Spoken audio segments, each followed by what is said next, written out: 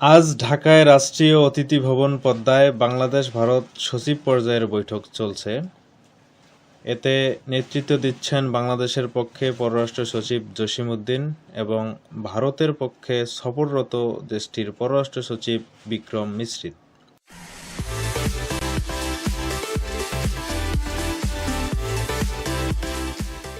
বেলা ১১টা থেকে শুরু হয়ে এখনো চলছে বৈঠক। এর আগে রাষ্ট্রীয় ভবন পদ্মায় আসেন ভারতের পররাষ্ট্র সচিব বিক্রম মিশ্রিত। বৈঠক শেষে প্রধান উপদেষ্টা ও পররাষ্ট্র উপদেষ্টার সাথে সৌজন্য সাক্ষাতের কথা রয়েছে।